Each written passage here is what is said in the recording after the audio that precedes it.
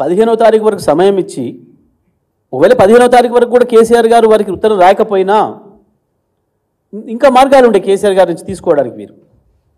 కానీ అదంతా వదిలేసి 11వ తారీఖు నాడే వీరు పత్రికా సమావేశం నిర్వహించి వారి అభిప్రాయాలను చెప్పేసి మొత్తం అప్పుడేదో జరిగిపోయింది, నిజంగానే నష్టం జరిగింది ఈ రాష్ట్రానికి, ఇక లెక్కలేయడమే మిగిలింది అనే పద్ధతిలో వారు మాట్లాడారంటే ఓహో వీరికి స్పష్టంగా ఒక అభిప్రాయం ఉంది, ఏదో ఒక వ్యతిరేక అభిప్రాయంతో ఉన్నారు కేసీఆర్ గారి పైన, అందుకే ఒప్పుకున్నారు ఈ కమిషన్ నియామకాన్ని, టర్మ్స్ ఆఫ్ రెఫరెన్స్ని వారు ఒప్పుకున్నారనే విషయం మాకు స్పష్టంగా అర్థమైపోయింది. ఇక వారి ఉద్దేశం అర్థమైన తర్వాత ఇంకా వారి దగ్గర హాజరవ్వడమో ఇంకోటి చేయడమో అది అనవసరమైన విషయం అనే విషయం సంగతి కూడా తెలంగాణ ప్రజలకి లేదా తెలంగాణ వైపు చూస్తున్న దేశ ప్రజలందరూ కూడా చెప్పాల్సిన బాధ్యత కేసీఆర్ గారి పైన ఉంది. కాబట్టి స్పష్టంగా నిర్మోహమాటంగా చెప్పడమే కాదు, మీరు ఆ బాధ్యతల నుంచి తప్పుకోవడం మంచిది అని చెప్పి కేసీఆర్ గారు స్పష్టంగా చెప్పడం జరిగింది.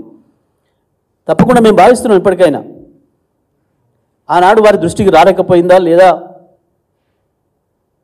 ఏ కారణం చేతనైనా కావచ్చు వారు ఒప్పుకున్నారు, కానీ ఇప్పటికైనా వారు ఆలోచించి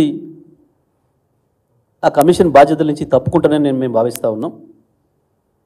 ఈ తప్పుడు నిర్ణయాలతోని ఈ కమిషన్ల కక్కుర్తితోని రాష్ట్రాన్ని ఏ విధంగా అప్రూవల్ పెట్టడం జరిగిందో దాని పర్యవసానం 40,000 కోట్లు అని చెప్పి అంటారు.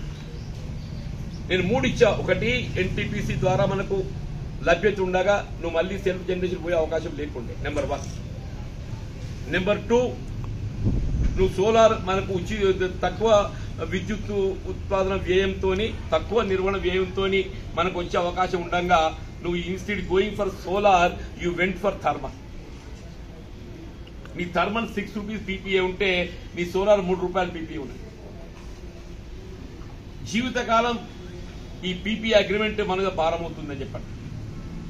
3వది, నువ్వు థర్మలే చేయాలని చెప్పనుకుంటే Ramagunda would have been where pithead నీ బొగ్గు లభ్యతను కాడ చేసేది. ఇవన్నీ కాదని చెప్పనేది ఉందో నువ్వు దామనిచిన తలంచడంతో నీ స్వార్థ ప్రయోజనాలను దృష్టిలో ఉంచుకొని నామినేషన్ మీద ప్లాంట్ అప్పగించడం.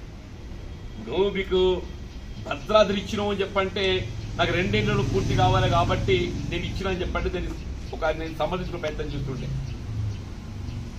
నువ్వు యాదాద్రి ఎందుకు ఇచ్చినావు నామినేషన్ మీద?